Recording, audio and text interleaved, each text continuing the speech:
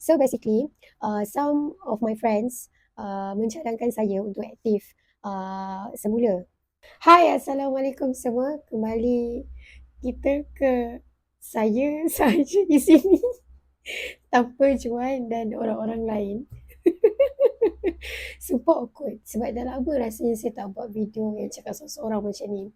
Mungkin selepas ini makin banyaklah video seperti ini yang saya buat sebab kita perempuan perlukan memuntahkan 14,000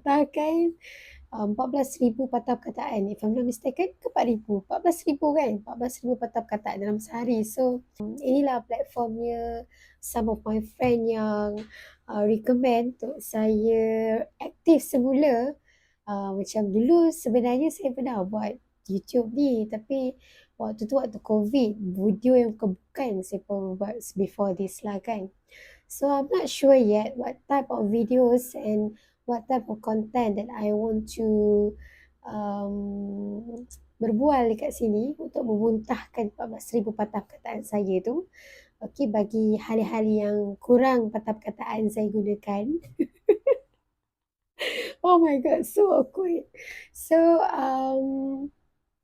jangan lupa tekan follow ataupun subscribe so that komen juga apa jenis-jenis konten ataupun video yang kita boleh bualkan untuk membantu kita memuntahkan 14,000 patah perkataan tu guys. Okay, bye.